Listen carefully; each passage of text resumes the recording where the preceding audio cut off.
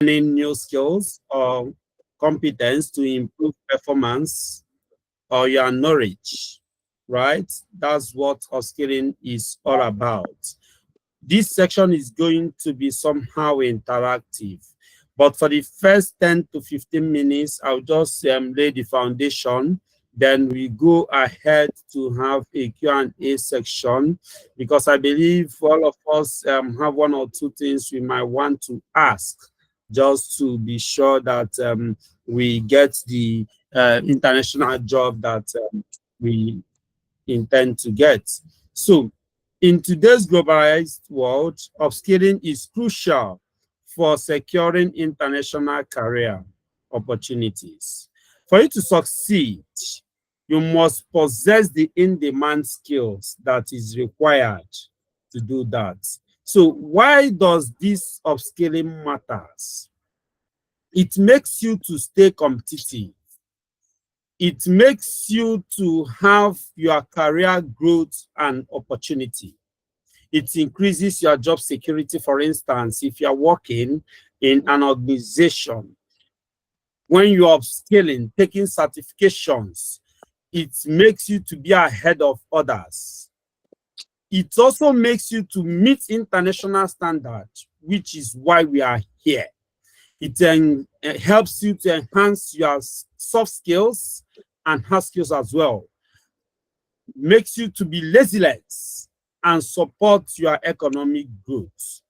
That is why it is very key for you to upskill. Now, there's something I want you to understand.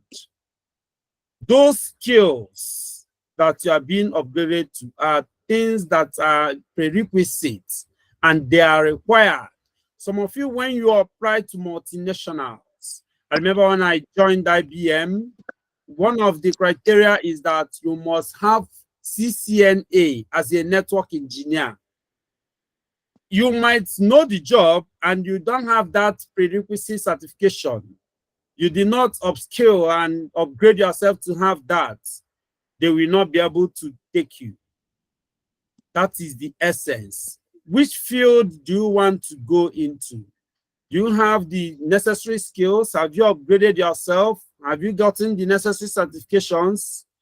It's very key and important for you to know this, because that is what is required, really, if you must grow in this industry.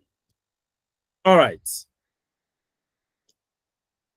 So when you talk about the upskilling, the next thing you ask is, what are the key skills that are in demand?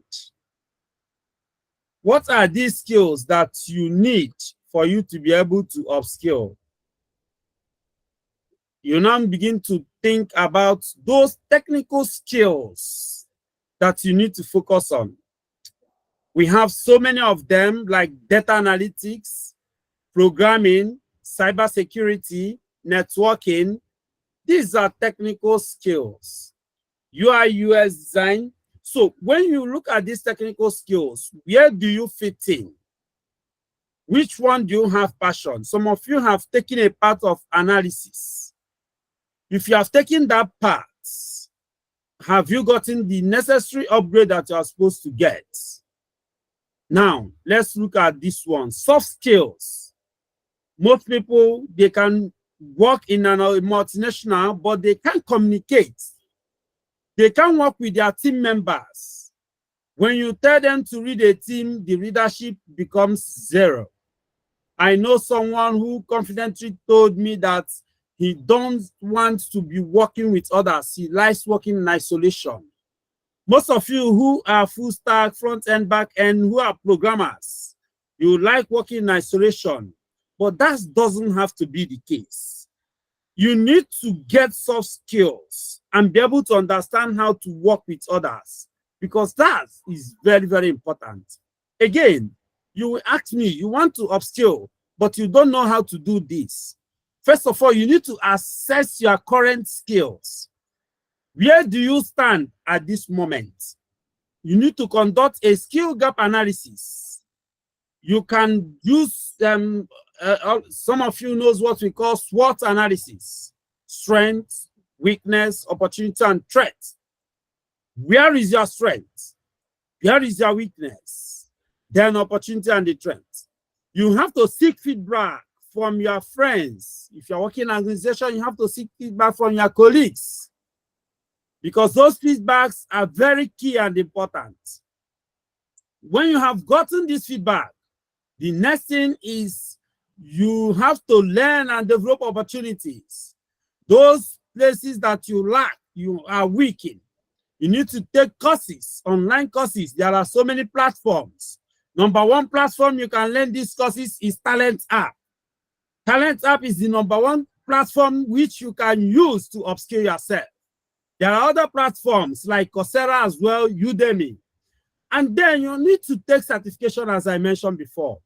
You need to take, if you are into project management, you take PMP certification. If you are in cybersecurity, CISA, CISSP, there are so many certifications you can take. You as well need to be attending workshops and seminars, like the one we are handling today. You need to reach out or look up to the events that Talent App is hosting. So every day you need to be coming to Talent App to find out what is going on in that application, and for you to be able to be at the frontiers to the new technologies, new webinars, new events. So how do you build this learning plan? You need to have a strategy that works. You need to set a clear and achievable goals, because if you don't set these clear and achievable goals, it becomes an issue. So you need to create a timeline for your learning that you are going to use between 1 to 2 months to learn these skills and be able to apply it in whatever, maybe in where you are working or an internship. There are so many online internship platforms that we are going to expose you to at the course of this as we progress it. So you need to balance your learning with practical applications. That is very, very key, because only theoretical application cannot take you anywhere. That is why it's very key for you to balance it with the practical. Then, how do you do that? You need to leverage on tools and resources. There are so many e-platforms that does this, but notable among them now is this Talent App I'm talking about. So you can use it to be able to leverage on this. Then you need to use virtual labs if you are, and simulations. If you are using in cybersecurity, there are so many virtual labs and simulations that you can use. And if you're a project manager, there are also applications you can use to simulate whatever you are learning. Now, there are also, if you're into AI and machine learning, you need to associate yourselves with these communities that provides this platform as well for you to be able to learn and grow. Remember, it is very, very important for you to have the practical knowledge. Theoretical knowledge is not the only solution. Now, how do you do this? You need to expand your horizon. Join these communities, as I mentioned. Join professional associations. Attend conferences. Participate in industry conferences and online forums and communities. Make sure that you join this community in Talent App, because it's going to help you for you to upskill and be able to get the desired results that you need. Then how do you do the practical application and get experience? Hands-on on learning, internship and volunteering. We have a lot of volunteers working for us. There are so many companies that you can also volunteer and work for them. And do 3 months internship. Apply yourself to this internship. Do a project-based learning. Make sure that you do this internship. You can even do freelancing. There are so many platforms that offers that. Upwork, Fiverr, and a whole lot. You can make sure you do this. Make sure their services are not as high as others who are experts in the industry, so that you can be able to get that job and deliver. With that, you can see that you are getting the practical experience that is well desired, that will help you to meet the requirements of this international job standard. Never stop learning. That is one thing that keeps me going. You need to be learning every time. If I, as a reason I've mentioned, there are so many domains I have worked in, and these domains are very tasky. And if I can do it, why not you? You can even do it more than me. Never stop learning. Embrace a growth mindset. Stay updated with industry trend. Encourage yourself, because the greatest competitor you have in this life is yourself. You need to always compete with yourself to be better than that of yourself of yesterday. So tomorrow, you want to be better of yourself today. That is one thing that will keep you going. Don't look at any other person beside you. You can reference them as a mentor or become a motivation, but not your competitor. Your competitor is yourself. Challenge yourself beyond boundaries. Make sure that you have time management on your side. Financial constraints should not be an issue, because when you want to learn, there are so many platforms that are free. Just like Talent App, there are so many trainings going on there that are free. You can leverage on it. YouTube is there. Coursera is there. You can do financial aid. You need to stay motivated, because that is key. That is very, very key. If you do that, you find out that you are hurting yourself. What is the next step for you? The action plan. You need to identify the key areas, as I said in the when we did SWOT. Identify those key areas for your improvement. You need to choose the relevant courses and resources. Remember, you have to choose a path, a career path. If you are in cybersecurity, you stay in that career path. Once you get to the expert level, you can diversify. You choose data analysis. You get to the expert level, you can diversify. Front end, back end, UI, UX, any path that you have chosen, you have to make sure you get to the expert level, because it is when you are at the peak of these careers, that is when you will be sought after. That is when you have met the international job standard.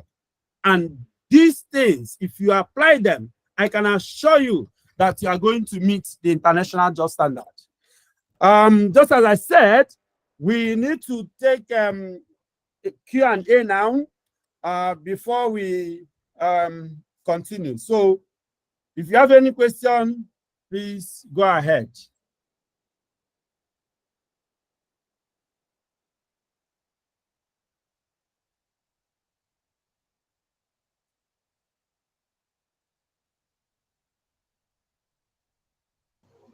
All right. So thank you very much, Mr. Maxwell.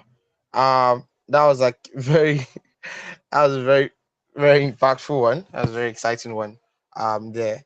So we're going to be taking questions. If you have questions, please feel free to use the raise hand feature. Google Meet has a feature where you could raise your hand. Yeah, it's different from reactions. There's a raise hand feature. You could also ask your questions in the chat if you are maybe on transit and okay. So yeah, you could ask questions in the chat. You could use the raise hand feature, and then we'll just let you unmute your microphone and then go ahead to ask the question directly. Whilst we're waiting for others, Michael Alao has a question in the chat.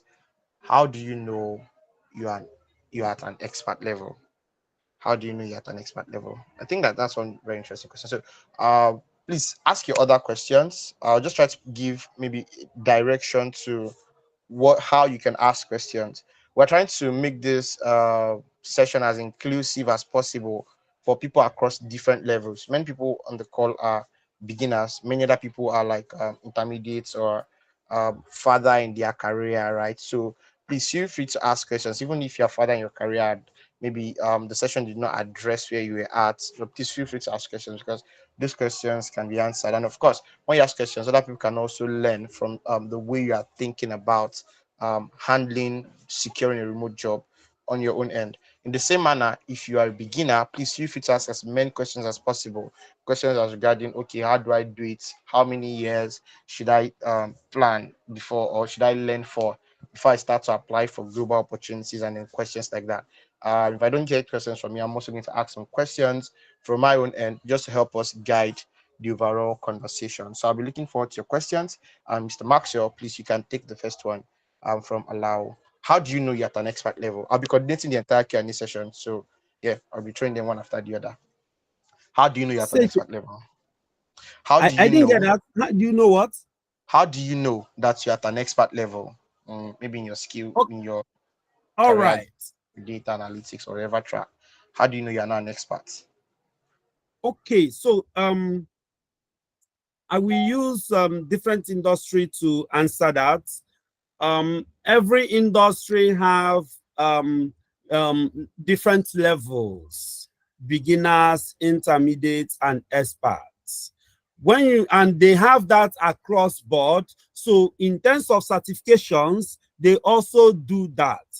I will use networking as an example. For you to know that you are a network expert, you must have gotten to the apex of the certifications in networking. So as an entry level, you are going to have something called CCNA. That is the entry level on networking. Then after that, you get to the next level, which is CCNP. CCNA, to put it in context, is Cisco Certified Network Associate. So you become an associate. That is the entry level. Then from there, you move on to CCNP as an intermediate, which is Cisco Certified Network Professional.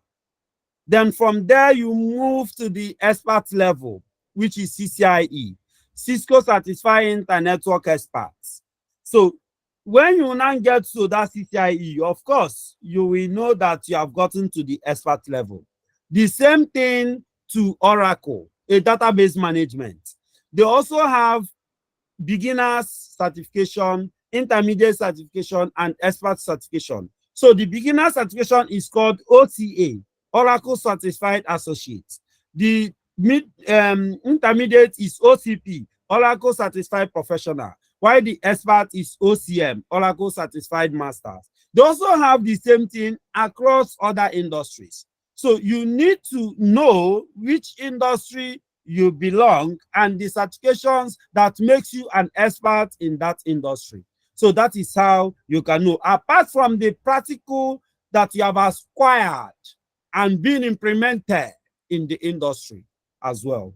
Thank you. All right, thank you very much. So they're like depending on what career track you are in, there are professional bodies most times, and for those ones that don't have professional bodies, there are probably certifications out there that you could use as a form of ladder to check where you are at. But then something else I'm also thinking that question is pointing towards is, do I have to wait until I'm an expert per se before I start applying for global opportunities? So I want to throw that other question to you, Mr. Maxwell. Do I have to wait until I'm like, for example, you talked about different certifications in cybersecurity. Should I wait until I get to that final one before I start to reach out for global opportunities? What's Okay. your thought on that? All right. I will use myself as an example. I joined multinational organization at my intermediate level. Some others joined us at an associate level. That is an entry level. When they have only CCNA, I joined when I have CCNP. And then I went on to get my CCIE, the expert certification. So you don't need to wait for you to get that global or international job. With an entry, there are so many entry level jobs, especially in data analysis and also cybersecurity as well. So there are so many roles, even in UI UX design, so many international jobs that you can get as an entrance. You don't need to wait until you become a professional, an intermediate, or an expert before you start applying. That's what I have to say about that. Thank you very much for that response. So just the way experts apply for expert level jobs in different for different job openings. As a beginner, there are many openings for beginners. Take note, not that you should go and apply as a beginner to expert level job openings. That's not what we're saying. There are possibly openings for also for beginners as well, right? In this global organization. So don't just write your because you're not at a particular level. Whereas somebody else that's at the same level as you is busy applying and then they get in. And because they get, just for example, some of you finished from university recently, and as you're finishing, somebody else gets into Google, or maybe there's something called Facebook APM program, easy. rotational RPM, product management program, right? So that person that gets in at that level is the same level with you, right? But then 2 years later, other multinationals will prefer that person to you because that person already has experience at a global organization, right? So don't delay your start to applying for global opportunities. That's what I'm trying to say there. Okay, so let's get to the next question. Lizzie Mex has a question.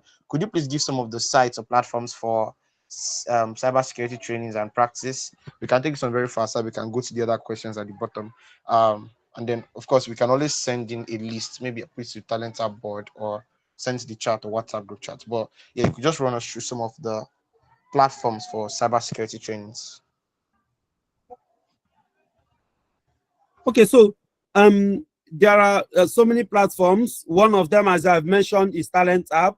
If you go to Talent App, talents.app, you will see cybersecurity training that is ongoing there now. You can apply, so you become an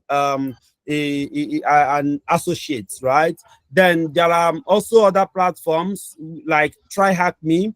As Arinze said, we are going to list them in the board. So when you go to board, you will see the list of the platforms that you can use to learn about cybersecurity. So yeah, and then for those that are not in cybersecurity, I mean, YouTube is like one very free and open platform that we all can use.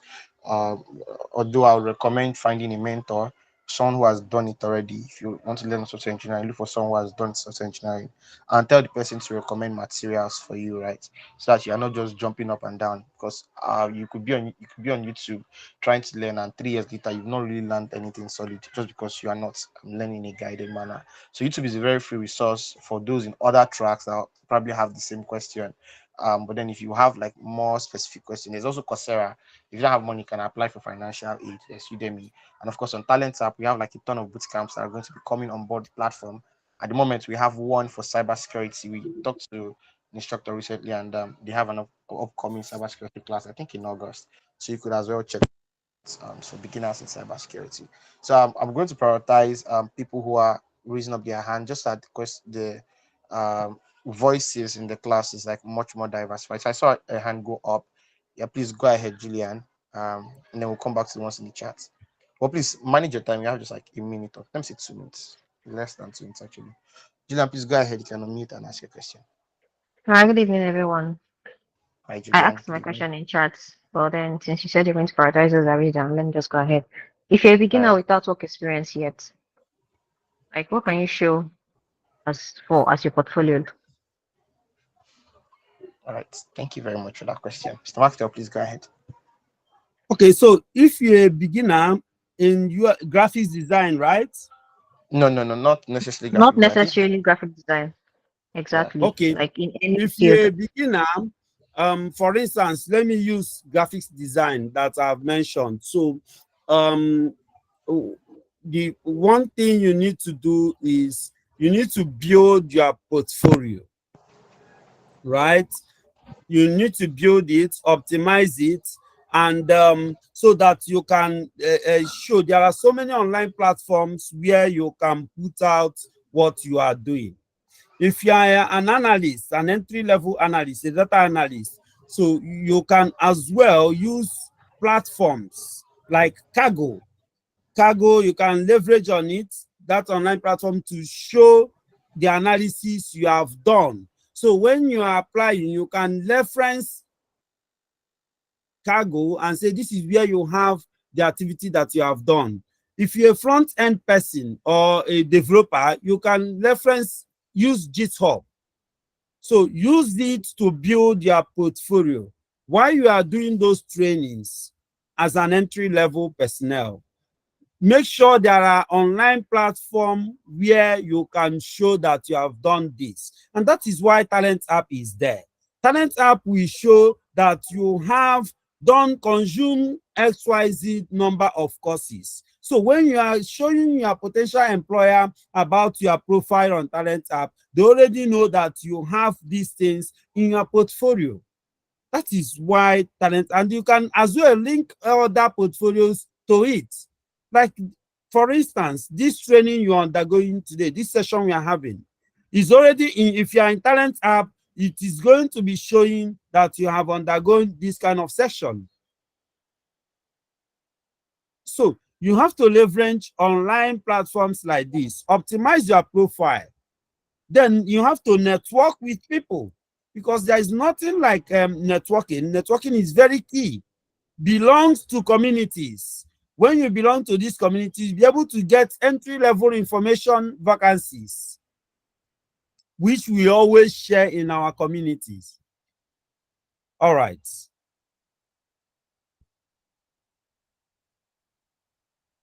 I hope I'm able to answer your question. Yeah, thank you very much. So I'll just jump on to the next question. Okay, if I could please go ahead and ask your question. Yeah, good evening. Good evening. Okay, so most of the times the issues we face when applying, I will speak for myself. Issues I face most times while applying for jobs online is that a particular job is saying that it's entry level, and for that entry level, when they list the job, they list so many things that they call job description, and they also tell you that they need somebody that has not less than 3 years experience, and it's like you are entry level. Where have you gotten? Or like it keeps on happening over and over and over. These days now, you don't even know what is entry level or intermediate or even senior role. So how do you navigate these kind of situations? All right. Okay. Thank you, Ifeanyi. So, as I mentioned before, that's why building your portfolios came in. You are learning, but you are also building experience. I also mentioned you need to find where to do internship. As you are doing internship, it is counting as your years of experience. I will use myself as an example. When I finished, my first degree was in biochemistry. That was my first degree in UNIZI, right? Then after that, I discovered that I don't like being at the lab, and I don't want to go further to study medicine. I like engineering. I like ICT. I have to go to do computer science and engineering. But before then, I have to take on CCNA, because I was told that CCNA, once you get CCNA, you'll be able to get a job, right? As a network engineer, the first entry job, that is CCNA. I went to do that, and that job did not come, just as you said, because I don't have experience in that. You know what I did? I volunteered to do internship without payment. I did that for 6 months. And after this, before the 6 months elapsed, I was able to get another job. As I'm leaving, where I was, they said, okay, come, let's retain you. How much can we pay you? I said, this is where I'm going to. This is how much they are paying me. But if I did not take that step, I will not be able to do that. And today, there are so many online platforms where you can do internship. You don't even need to be going to physical offices for you to do this internship. But if you balance that you have to do that, do it, and you are using it to build your experiences. From the day one of your training, you start counting the experience boldly, because you've learned. You put it in your CV that you have this number years of experience or months of experience. That is how to do that. So what matters is when you now go for the interview, you have to prove yourself that you actually know these things, and not a fluke that you actually forge whatever you have in your CV. All right. Thank Thank you you. so much, Mr. Maxwell. So we have about 10 more minutes. So for those of you asking questions around, I don't have experience. How do I start? There are three simple things that always comes to mind, right? And like you said, side projects, volunteering, internships. I think I'll just put a link to Forage. For those of you that if you are open for virtual internships and self-paced virtual internships, but I don't think it counts as much as real world internship here. So try and prioritize real world internship, right? But three things comes to mind: side projects, internship, do a lot of side projects, collaborate with other people, and post about your work on public platforms like LinkedIn and Twitter. People could, as you do side projects, try and volunteer for organizations or open in your field, right? That gives you actual experience. Then, of course, go for internships. Internships are like your entry into the space, into the industry. And then, of course, internships can also apply to global organizations as well. You could just reach out, cold mail, or send direct messages to CEOs and C-level executives in those top companies you admire and say, "Hi, I've learned this. I've built XYZ side projects. I have volunteered here and there. I would like to just work for you like 3 months if you don't mind. I think I can do this particular thing for you. I can solve this particular problem for you, right? So you could take that approach, offer yourself for an internship, and then by the time you are done, you have done that 3 months, you have an actual experience you can use to that they retain you, or you have an actual experience from them, you can now use to go and negotiate for an actual associate role, entry level role, something like that, right? So thank you very much for that question again, Mr. Maxwell. Thank you so much for all of the amazing answers so far. 8 more minutes. Okay, I'm going to get to you, but before I come to you, I'm going to take a few questions from the chat hurriedly. Um, the next question here is from Uju. Okay, let me take this one from Lizzie, which is saying, what advice would you give someone who has a BSc in criminology and transitioning into cybersecurity, but still wants to maintain their presence in law enforcement? What job opportunities would you advise they go for? What certifications should they strive for? What knowledge areas do they need to focus on? So you have a BSc in criminology, you want to transition into cybersecurity. What should they do? If you can get that answer fast, we'll be able to touch other questions as well. So yeah, Mr. Max, over to you.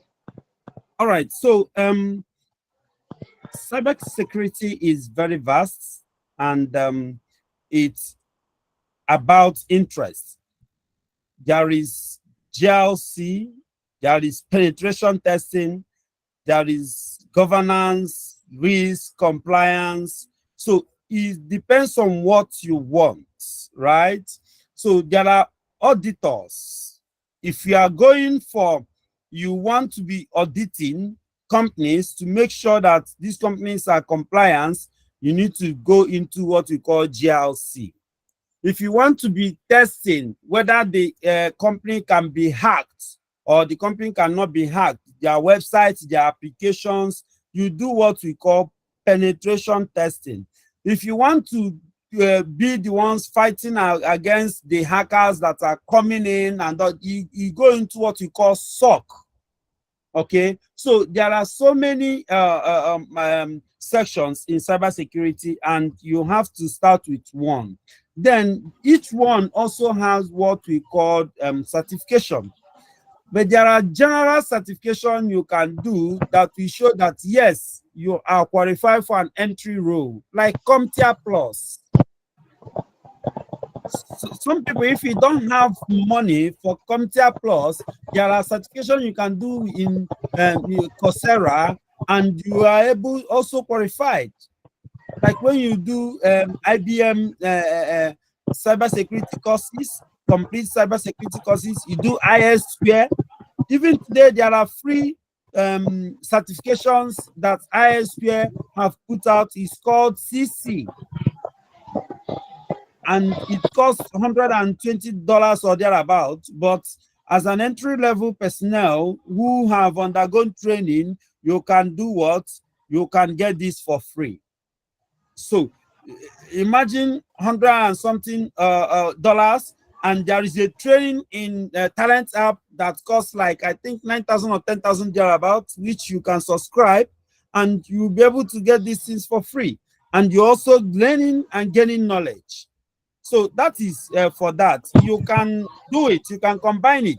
I myself, I've been the other time I went to Foursquare by Sheraton to speak about cyber security, and I'm also a Pi and AI ambassador in Nigeria. So you can have different domains in your portfolio, and you can be an expert. Who says that you can't have those things? So of course it's possible. You can do it. Thank Thank you you. so much. So you always have ability to be a polymath or feature in different career paths, but then the foundations or the basics, you start with one. That's just plain wisdom, wisdom in plain sight, right? Just start with one, get good at it, and if you see the need to add others on, please do go ahead because you have Tosin asks that how long does it take to I don't want us to jump on this particular one. I'll just do a quick one. I don't think anybody is perfect at anything that they do. I know very many experts in data science and ML. They still go to Google whenever they need to write queries. So don't. I think how long does it take to perfect? Maybe how long does it take for you to start applying? If you start learning 6 months after, 1 year after, you can start applying. Now, I just said you can start applying. I did not say you're going to get, right? Depends on your own learning ability, how much you can comprehend in your learning pace, right? But there's no time that's too early to start making attempts. But as you're applying, does not mean you have stopped learning and you're not applying. You're still learning and you're just taking your shots. Again, like I said in the beginning, you miss 100% of the shots that you do not take. So Lizzie's asking, I want you to really take this one, and we have just like 4 more minutes. I don't know. What advice? Okwemi, I haven't forgotten you. I'm going to get back to you immediately after this one. What advice would you give someone who has a BS? Okay, we're doing now. Would you rather? I'm trying to transition into a new career path. And that's customer success or customer support. I've started customer experience. I started taking some courses in data analytics and B2B marketing and certifications. But my problem is that most of these jobs always require experience. How do I go about this? I've answered this in a way in the last one. So I'm going to add another question so you can take it together. My question goes thus: I'm a graphic designer. How do I position myself for international opportunities as someone that has gotten some rejections for remote jobs, even though I have a portfolio already? So, a graphic designer trying to apply for international opportunities, plenty of rejections. How do I position myself? I already have a portfolio. And then, as someone who wants to transition into UI UX design, could you give sites or platforms for training and practice? So, questions also in the chat if you want to go over them again. But yeah, Mr. Max here, we're looking forward to your response on this one. All right. So I will start from the last one. We are going to put those link to the talent app. So when you go to the board, you are going to see it. Because we will make sure we put for all the domains, all the career paths. So you'll be able to get them there. Then coming to the second one, for you say you already have your a portfolio and you've been rejected for so many international jobs, then one thing that comes to mind is I don't know how you have optimized your portfolio. So you need to do that because you need to showcase diverse work that you have done. You need to include a variety of projects that demonstrate your skills across different styles and mediums and whatever that you have done. Then you need to show the case studies of whatever you have done. When you optimize your portfolio, including your LinkedIn profile as well, and also your CV as well. So you now leverage online platforms. There are portfolio sites that are well known, like Dribble. You can use SEO best practices to improve your own visibilities. So I think there is another one like a Behance. So you need to make sure that you leverage on them. Then utilize this platform I have mentioned. You go to Twitter, go to Instagram, you will have to share your work there. I was telling one of my students, because I take students private tutor yesterday, that you see, I was telling her how Ogechi, I don't know if Ogechi is in this platform, how Ogechi got a job. She was posting her Power BI, her visualization on LinkedIn, and someone picked interest. And that was how she was invited to Nigerian Brewery, and she went there, tell them what she was doing. They asked her question, how she can apply it to what they're doing, and she got the job. So, you need to be there online, leverage online platforms, LinkedIn. You need to showcase what you are doing. People need to know. People can't know you if you are just in your house learning. You need to put it out there that this is what you are doing. Every day, you need to show it in people's face. And before you know it, recommendation will come. You need to network. I have mentioned this before. You need to network. It's very important. You join communities. Join communities. Leverage communities we have on Talent App. Leverage communities we have in Discord, in Slack, many of the platforms that have communities. You need to leverage them. You understand? Communities and all of them. All right, so we just take the final one, and that will be the end of this first session from Okweyemi. So Okweyemi, please, you had your hands up. Please feel free to ask your question. Okay, all right. My question is that these all these some other what's it called, virtual assistant sales, do they need internship too to get a good job in the international market? Like, do they need internship, and where can we get decide that we can get this internship? We need it. And my second question is, I think you have answered that one.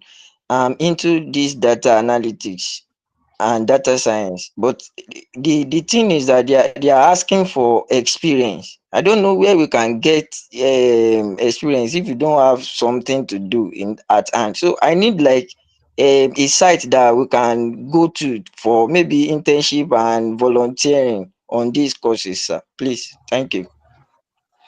All right. So just as I mentioned before, we have the forage, which is the site has been posted. There's also going to be on the leaderboard. We have cargo. In fact, a lot of people come to cargo to see competitors, those who are masters, and they beat them from there to do one or two from them. I want to come to the first questions that you ask, which is sales and marketing. Yes, sales and marketing also requires experience. And Talent App was opportune to offer some people opportunity to come and work in their sales and marketing team, right? And that I'm also extending it to anybody here who wants to get hands-on experience for marketing. So you can reach out to Talent App at the end of the day, so we can take it off from there, because we understand what it means for you to get this experience. And at the early stage, we need to help people. If you go to our platform, we help you to transition, to get the skills that you deserve, okay, for you to be able to move on. So we are going to give the people who are interested that opportunity to be in our sales team, okay, in our sales and marketing team, to help us drive what we are driving and also gain experience. Thank you. All right.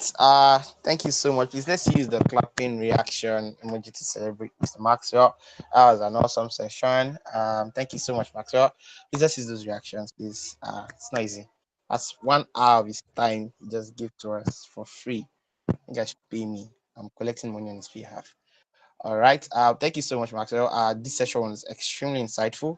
A lot of questions have been answered, and I believe that many people got insights that they otherwise would not have engaged with tonight if they were not on this call. Thank you so much for making your time available to us to share all of those. I see you are consistently trying to ask a question, Gideon. Unfortunately, I will not be able to take that question, but please feel free to ask that question in the chat, and maybe add a way for Mr. Maxwell to contact you. If he interests him, he might just as well reach out to you and have a conversation. Otherwise, there's going to be another Q&A session after second speaker uh, gives his presentation. So it's going to be a lengthy one. Presentation slash time for Q&A depends on each individual speaker, but he has 15 minutes to give it a shot. So when it's time for questions, if you have questions, please ask on time or raise your hand on time so that you can ask those questions. That said, please can you guys just maybe type in one or two things that you think you picked up from this particular session in the chat? I'd like to see it. I'll give 1 minute for that. Did you learn anything from this session? What did you learn? Just one liner summary. I'd like to see it in the chat. Please take your time, 1 minute. Whilst you're typing, I'll entertain you with my voice. Again, I remember I started this call by saying what did I even call it? It's we rise by it's by 5 million, or it's not by 5 million, 5 billion. Lifting others. Okay, it's by lifting others. Okay, they say we rise by lifting others. I was thinking it's by 5 billion. So please share this link to people so that you can lift them up. there's no, we would have given you 5 billion, but they said it's not by 5 billion that we rise. So please lift others up. Share this link. This second session is going to be very powerful, like very, very powerful. So if you are not sharing this link, you are just not helping other people rise. That's just the summary. So please copy this link. Matter, please can share the link that they can share. The link to this live class, share with people. Second session is going to be very powerful. It's more practical, it's more hands-on, it's more like what are the platforms use to apply for global roles? What are the strategies I should use? And how do I negotiate my way in global roles? So please help other people to rise. You don't have, if I say we rise by $5 million now, you don't have $5 million to give to anybody to help them to rise. So what you can do, just copy link and share them to rise. I mean, why not? All right. So yeah, this session is going to be 15 minutes long or thereabout. There's going to be section for presentation, and there's going to be time for questions and answers. For those of you that just joined, this is a 2-day bootcamp. This bootcamp is designed to help you land remote USD jobs. It has two components. The live sessions, there are 4 live sessions we are currently recording. So for those of you that came late, you can actually go back and watch the recording. All of the materials are on the board on Talent app. Talent app is an all-in-one platform that helps you learn a skill, grow, and monetize your skill sets. As much as we are hosting this bootcamp on Talent app, our passion to help people learn tech skills precedes me even having the idea that there's something called startup, right? So this program is out of the initiative that we've been running. I mean, as far back as 2020, Tech Skills Hub, Tech Semester, Getting Tech Africa. So we're just trying to help people upskill, something we've been doing, and that's what this program is about, right? This program wants to help you land remote USD jobs. There are 4 sessions. One has gone down. Second one is about to start. There are 2 more sessions tomorrow, same time, 7 to 8, 8 to 9. But beyond those 4 live sessions, we have assignments. One assignment is revamp your LinkedIn profile. I've uploaded videos from leading YouTube creators. I've put it on the board. You watch those videos and follow the step-by-step guide. Revamp your LinkedIn profile. Upload the link to the revamp profile. I'm going to check it out, grade it for you, give you comments. The same way, revamp your resume. I'm going to check it out. There's video guide to help you do that. I'm going to check it out, give you responses on it, and then you put a grading on it on the board on Talent app. Now, it's not easy. About 600 people register for this bootcamp, like 630 or thereabouts. If you all submit, it means that you guys are putting me in serious trouble, but then I'm committing to it anyways. So it might as well just leverage the opportunity, right? Because you're not paying for this particular class. So, I mean, just take it serious. That's the best you can do for yourself. Yeah. The second assignment is going to be, we're going to set up a board, a Notion board or a Google Sheets board, where you are going to draft out 100 potential job opportunities that you think you match and you are fit for, right? And then over the next 1 week, we're going to have you apply to at least those 100 job opportunities. Many of you are going to probably get jobs. Maybe some of you are not going to get roles. I mean, the idea for this particular bootcamp is not an assurance that you are going to get the job. The facts are there. You miss 100% of. Many of us don't even bother taking the shots in the first place for reasons we cannot explain. Behavioral science, I don't understand, right? So this bootcamp just help you take action. Now you're in this place. The conversations, this presentation from speakers is motivating you to want to start. Then the assignment is the actual starting, is the actual action, right? So please go to talent.app, go check out those assignments and make sure you do them. If you don't do those assignments, you're not lifting your own self up. Please lift yourself up, help yourself. Thank you, right? Go there, these assignments, submit them. I'm going to check them out for you. It's stressful for me, but I will. Anyways, get a second assignment and it's done. And because of the intensity of that assignment, we'll give a duration of about 1 week for you to engage before we all assignments. The certificate of completion, but I've not even talked about it at all because your mind should not even be on certificate at all. Like when you are learning, focus on the learning and the doing. Don't put your mind on certificates. But for those of you that may be interested in it, you wouldn't be able to get the certificate of completion if you are able to submit those assignments, which means you would have revamped your LinkedIn profile, revamped your resume, drafted out 100 possible jobs you can apply to, and apply to as many of them as possible. Check all of them and then grade them, and then get certificate of completion. Thank you. Having said that, we're welcoming our next speaker. Our next speaker is I don't know what to call him. Well, he's someone very amazing. And when I say someone very amazing, please believe me, he's someone very amazing. So I'll say he's a technical writer, but I might be wrong.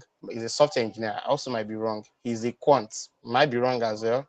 He's a Pythonista. He's many things in one. Sha sha sha. He's worked in a number of global roles. He's very young and he's worked in a number of global companies as technical writer mostly. Yeah, he builds software. He has a startup in the quant space. I don't know if you understand what that means. I don't to do too much of introduction. But please, when Solomon is speaking, I'd like you to take notes. I'd like you to bring out your notebook and then just jot some things down because you're going to learn something here.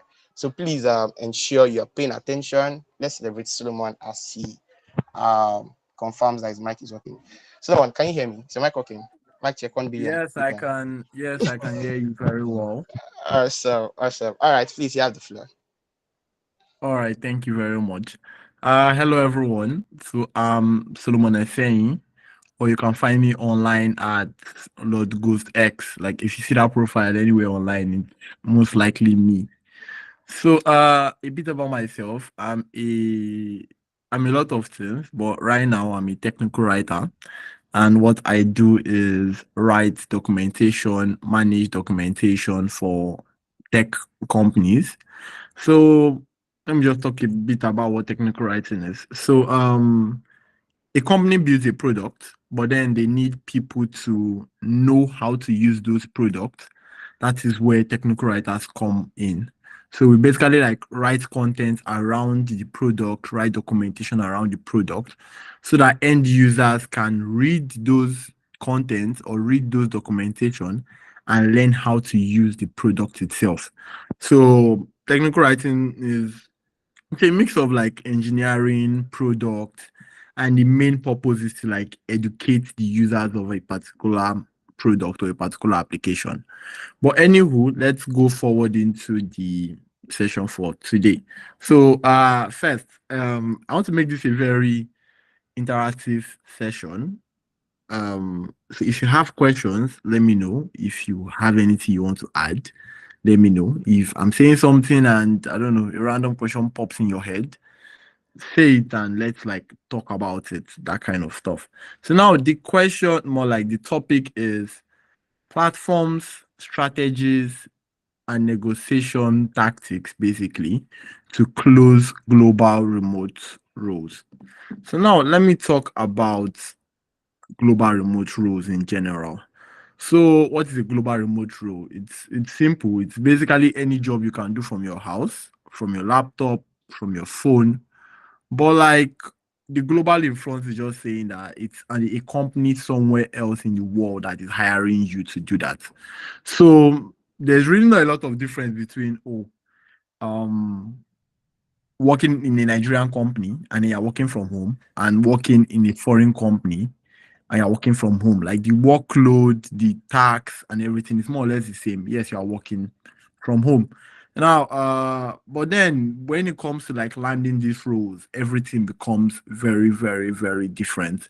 Because if you see a remote role open, you're not just competing with you're not just competing with like five other people out there or some people in your school or something. You're competing with like people from all over the world.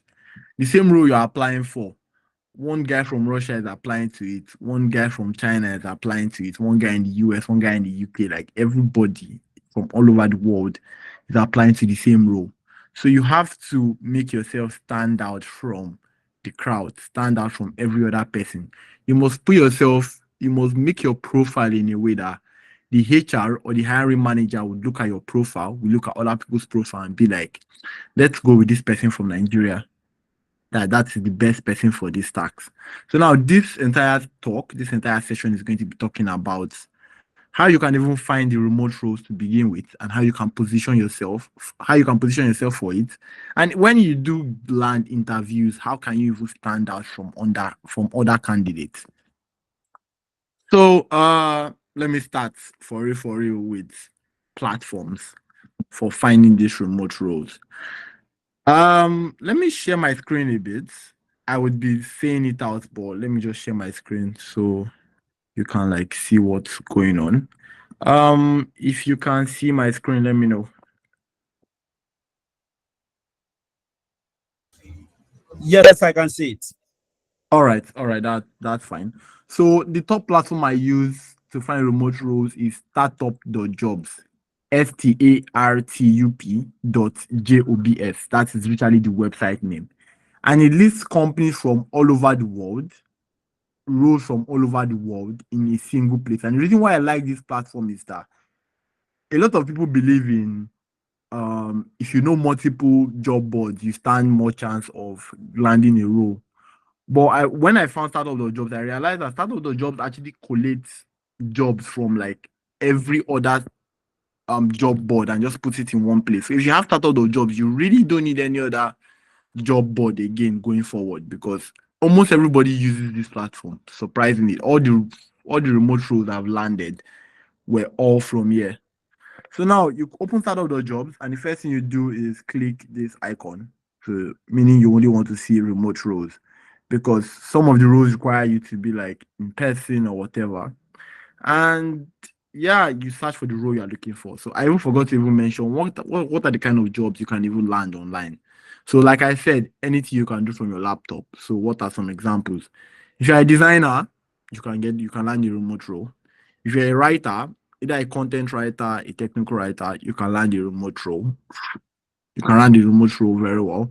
If you are a marketer, if you are a developer, if you are a data scientist, if you are a product manager, basically, yeah, if you have digital skills in general, you can come to this platform and search for roles. So now I'm a technical writer, so I would come here and I'll search for technical writer. And there's already roles open here.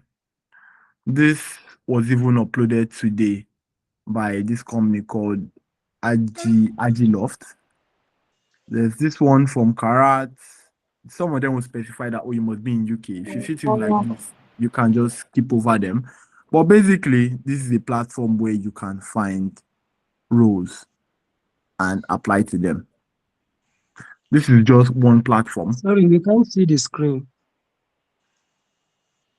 Exactly. Uh, I think it's not kind of okay, let me kind of stop blurred. sharing and start sharing again.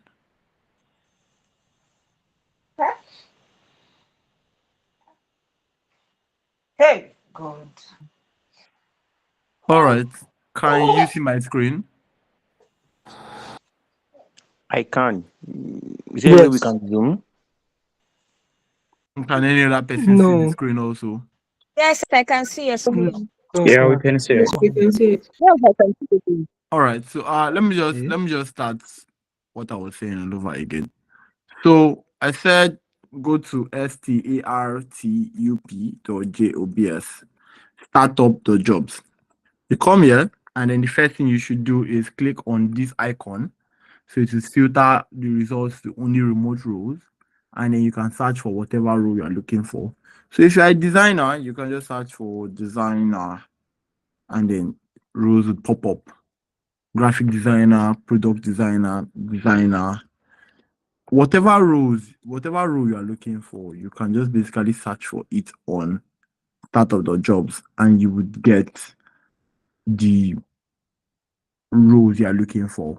So now there are many other platforms. You can actually just go to Google and just type um job boards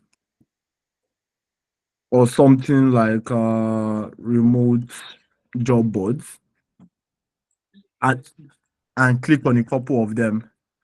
Remote.co, weworkremotely.com, nodex.com. There's a lot of remote job boards all over the internet.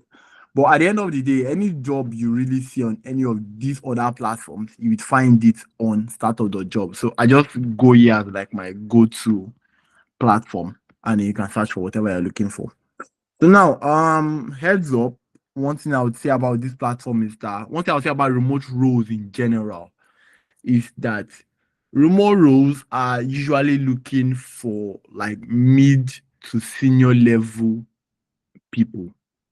It's not very common to see um entry level roles. You are just starting design, you want to land your first role, you would have like very, very, very little chance in this platform, because like I said, you're competing with people on an international scale. You're not just competing with a couple of people in your school, a couple of people in your state, competing with people all over the world, every single country in the world that has the same skill sets that you have. So for you to actually land roles here, you must have experience and you must actually like be very good, or position yourself or present yourself as somebody who is very, very, very good. I'm just going to give that heads up. So this is not like I just started learning design today. I just started learning design last week. I can learn the role. Yeah. I'm not going to promise you anything. You would not get a lot of responses because there are a lot of remote roles are looking for top talents. That is even the reason why they are going outside their own country, they're going outside their own states to look for people on an international scale because they are looking for top talents. But still, that shouldn't like put you back. You just have to keep on improving yourself, getting better, and like putting yourself out there. And then at the end of the day, all it takes is 1 year for everything to really change.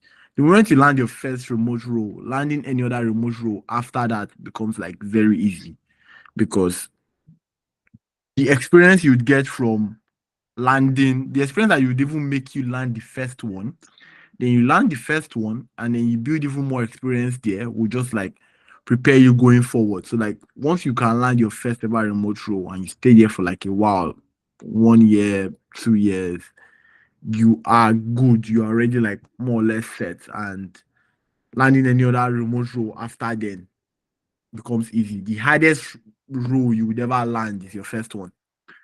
So now these are platforms where you can find these roles. So now what are strategy for finding these roles or landing these roles? So number one, what I do is that I tailor my CV to match the job board. So let me open a couple of job descriptions. This one is from Valpass, this is from Ladders, this is from Load Smart, this is from Employment Hero. Let me just open a couple of roles and look through their description. So now they are asking here that you're probably a good candidate if you are enthusiastic about our products, deeply oriented around customers, designed for a holistic product as opposed to strictly UI or UX, focus on outcomes, you tackle risk, you have experience working for a small company, you believe successful products are a result, whatever, whatever, whatever. And this role is actually offering to pay you 3,500 to 5,000 euros per month.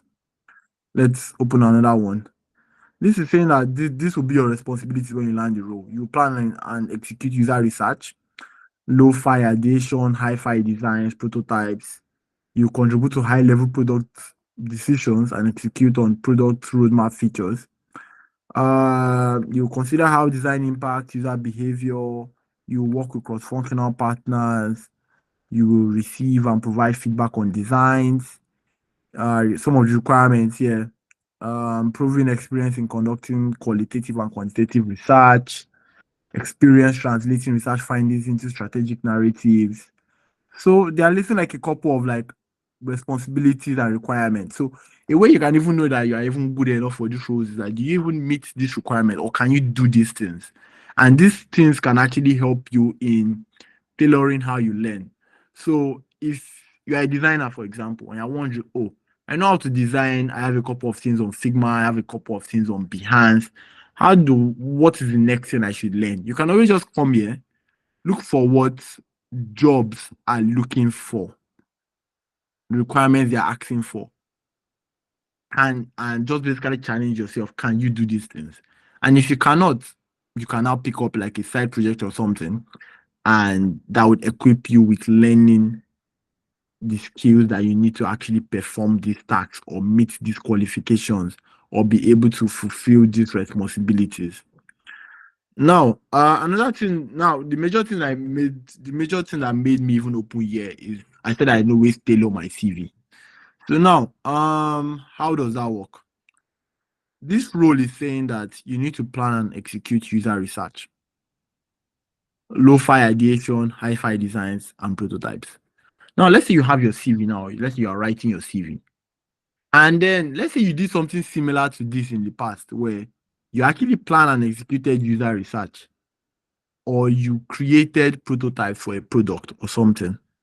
You can always come here and pick out like keywords that different roles look out for. So a keyword here can be user research, a keyword here can be prototypes, The keyword here can be product roadmap features, just basically anything that you feel like is a key term that whoever is going to be hiring for this role is going to be looking out for. And then you can embed these terms into your CV. So now you are writing your CV now, and you're writing about the things you did at your former role. You can always write, you can always just come here and just copy and just say, oh, I planned and executed user research, low-fi ideation, hi-fi designs, and prototypes. You can just put that in your CV if you did something similar to that. Or even if you did anything like remotely close to it at all, you can always just come to a proper job description, copy it, use metrics to analyze and continuously improve the user experience. Copy it, add it to your CV. So now, let's say you have a CV that has all these keywords inside, and then you come tomorrow and you apply for a job like this, or you apply, let's say you apply to this job or a job with a similar job description, and the HR is looking at it and they're like, okay, we are looking for somebody who can plan and execute user research. And this person is saying that at their last role, they planned and executed user research. It just makes sense that, okay, if we hire this person, they would be able to do the tasks that we want them to do. So it just makes sense for them to even consider you even more by the amount of check marks you can pass. So a lot of the times, yeah. For example, now this company, it would be, let's say, one of the top designers, or let's say the lead designer that would be like, oh, we need another designer. Then they'll go and tell the HR, now we need another designer, or you people should put a job opening out. The lead designer will just probably ask for like, oh, what are some things that you need in the job description that they, so what are some of the requirements they need to meet? The lead designer will just give them like a couple of bullet points that, oh, I look for somebody who can do this and this and that and that and that, and give it to the HR. The HR is not going to be the one to draft this entire page. It's not going to be the lead designer about on the in the company. It's going to be the HR that's going to draft this page. Now, the HR is not a technical person. They are most likely not a technical person. So a lot of times they don't even understand what planning and execute user research means, or what low-fi ideation means, or what hi-fi design means, or what a prototype means. They don't know what it means. All they know is that the lead designer wants somebody who can do this, and they wrote it in the job description. So when they're going to be looking at CVs from whoever applies, they're going to be checking, does this person meet the requirements that the lead designer set out? Does this person meet the requirements? Can this person perform the responsibilities we want them to do? That's what the HR person. The HR people actually have like a checklist that they tick off that, oh, this person can do this person can do this person can do this. And at the end of the day, the people they select are the people who tick most of the things on the list.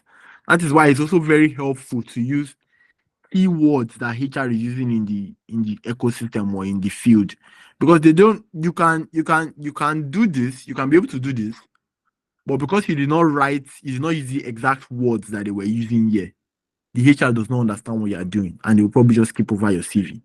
So learn to do that keyword research, um learn to go through different job descriptions and see the keywords that they are using. When you find these keywords that they are using, start integrating it into your CV, and you are more or less good to go on the CV tailoring side. Another thing that is helpful to do is that if you see this kind of job, or any job really, one thing I normally like to do is that I normally like to go to their website itself. So let me take, for example, this company, Valpass. I would go and search their name on Google. I would go to, is this the logo? Is it the same? Oh, it's the same logo. Okay. I would go to their website and I would look for the job on their website itself and apply from there. A lot of people do, a lot of companies post openings through LinkedIn, they post openings through job boards. Some job boards actually tell you to submit their CV there. But the best thing to do at the end of the day is to go to the website of these companies and apply from there. And now let me just like explain like the thought process behind that. So the thought process behind that is that if I'm a HR person and we put out a job, yeah, we put out a job and then I go back to the job, like let's say 3 days later to go and look at who has applied. The first place I'm going to check for who has applied is going to be our own website. That will be the first thing that'll come to my mind. Before I start thinking of, oh, let me go and log into LinkedIn and let me go and log into LinkedIn and let me go and find who has applied through LinkedIn. They will first of all check who has applied through their website. So, for example, now this particular company, Load Smart, I scrolled to the bottom and I found a page called Careers. I clicked on it. It took me here. I clicked on Explore Open Positions. It took me all the way here, and I can see all the jobs that is actually open at this company. Product designer, apply. And then I would apply for this job through a link I find on their website. So yeah, it's saying we're looking for a mid-level product designer. What you get to do, you get to do this. This is what they're looking for. These are the benefits they will give you. Click on apply. Submit your CV on the link that you find through their website. Now, if you go through their website and their website is redirecting you back to the job board, or you can't even find a link on their website at all, then you can now go through the route of applying through what's the name? Applying through the job board, you found it. Now, an even crazier thing you can even do. I've actually done this thing once and it worked out. Was that I saw a job and then I saw it had been open like 2, 3 weeks ago. It was like quite long that it had been open. And I'm like, I'm very sure that hundreds of people would have applied. They would have selected a couple of people that would have even moved through how many stages of the interview. What I went to do was I went to the website, I went to the about page. Luckily for me, they put a page where they had a page where they listed all their employees. Then I went to go and look for who is the recruiter at the company. I just searched for recruiter and like we're just hoping that anybody's profile would come up because it was showing their name, it was showing their role at the company. I found the head recruiter's profile. And luckily for me, even more, they also put the email addresses of everybody. So I just copied the email address, went to my Gmail app, and I composed an email that, hey, I found this role on your platform, on your website, that you people are looking for somebody to do this. You people are looking for a DevRel engineer. I told the HR person that, oh, I have the experience. Here's my CV, and then I applied. Then I was like, oh, but like I also mentioned that, oh, I saw the role had been open for some weeks, so I'm guessing a couple of people have moved to the final stage that they should just like give me an update on what is happening. And then the HR person actually replied me and was like, hey, that they're already finalizing the process of picking somebody already for the role. But then she would keep me in mind if any other relating thing comes up. I was like, oh yeah, no, maybe that was like, a template or something, and she just wanted to just reply my email, let it not be like she just left it hanging. And then like less than a month later, she actually sent me an email saying that hey, they just opened a role for a technical writer. And then I remember that you had technical writing experience in your CV. That am I interested in applying for the role? Like she told me about the role before they even put it up on their website. And then when they put it up on their website, she sent me the link to like apply directly. And I didn't even have to go through. So the first stage of the interview was to be interviewed with the HR themselves before I moved to interviewing with the team. She just skipped over the me and her meeting up and just moved me directly to the team itself. And then I had an interview. My first ever interview was with the team, where they gave me an assessment. After the assessment was an analysis of the assessment and then actually landing the role. So like that particular one actually like helped me very well. The role I actually wanted for was really like more or less taken, but because I reached out to the HR at the company, I could like the job basically helped me speed everything up. So that's also like strategies you can employ. If you can connect with the HR on LinkedIn, you can find their email address. You can probably just write to them directly and just pitch yourself basically. It's like a form of code mailing, and then it works out. It works from time to time, but like the success rates are like quite low. But like yeah, just know that it works from time to time. So these are a couple of strategies I've mentioned: applying directly to the website, tailoring your CV. If you can find the designer, if you can find the designer, so if you can find the recruiter, find them. What other strategies again do I want to give? Another thing I normally do is that if a particular technology is in my field, but I don't know that technology, and I know that companies are looking for people that know that technology, I normally add it to my CV. And then on the call, they'll be like, "Oh, do you know this particular tool, or can you use this particular technology?" I usually just tell them that I've not used it in a professional setting, but I have an idea about it. I've played around it in my free time, that kind of thing. I just basically tell them that I don't know it fully, but if something comes up, I can actually handle it. And a lot of times I've actually landed roles that I don't know how to use the tools, but on the job I like ended up learning at the job. First ever time I worked on a documentation where I was managing documentation portal. Before then, I was just writing articles. That was the kind of writer I was. I was just writing articles. I landed a job at the company that required me to manage documentation. It was on the job I was learning how to use documentation management tools, and everything worked out fine. After that company, I joined another one that was using a tool called Docusaros. I had never used Docusaros before, but I learned it on the job. After that one, I joined another company again. I was using an entire tool, Phoenix, on that tool entirely, and I ended up learning it on the job. So as far as it's in your field and you know it's something that you can pick up if the need arises, you can just add it to your CV and just show them that yes, you can do this, you can do that, you can do a lot of things, and yeah, you are good. So that is another like strategy you can employ. All right, so let me talk a bit about negotiations, or let me just talk about the whole interview process as a whole. So let's say you've done all these steps. You found a platform where you can apply for jobs. You've tweaked your CV to be the best. You've improved your online profile. You've put things out there. Now you've applied for a job and they actually selected you to come for an interview. What are some tips that can help you? So number one is to be confident. Even if you don't know anything, still be very confident. As much as possible, try and make your interaction with an interviewer as normal or as casual or as human as possible. Let it not be a kind of thing where they're just asking you questions and you're answering. Let it not be like a question and answer session. Try and vibe with the interviewer, because at the end of the day, they are a human being. Anything they're selecting, they're doing it based on decisions. They're basically human beings that are making decisions, basically.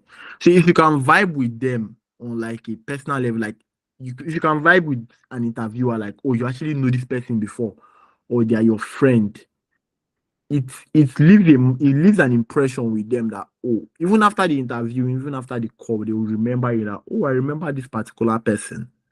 And then let me even give an example. I remember so where I'm currently working at, yeah, I had a call with so basically I applied, I submitted my CV.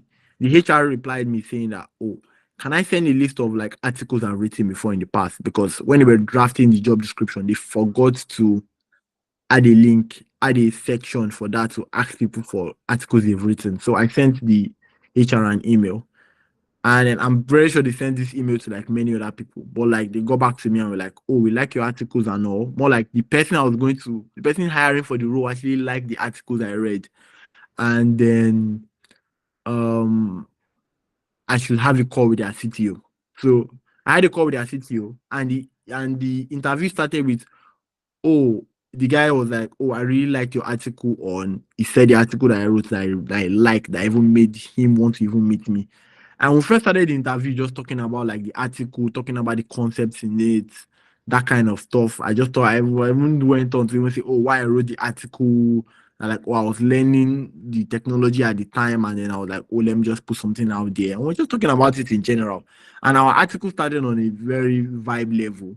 So we're just talking going forward, and it was basically a conversation of, oh, um how was your last role? Like, what experience? What are your experiences with writing in general? I was talking, he was listening, he was asking me questions, I was asking him questions back, and everything like went like very fine. And on the call, he actually told me like right on the call that, oh, I just want you to know that we're just going to give you an offer at this point. Like, there's no point even going on with the next stages of the interview. Like, there was actually supposed to be like more stages going forward, but it was like, nah, I really like vibe with you and all, and I like your profile and anything. So like, let's just extend an offer right away. That kind of like, let's just speed everything up. Like, let him know. Let's not even just waste any time.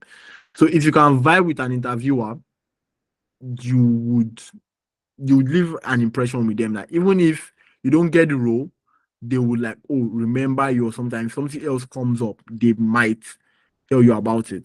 But like aside that role, there are like many other instances where I like vibed with an interviewer and everything like went pretty fine during the call. And a lot of time it helps.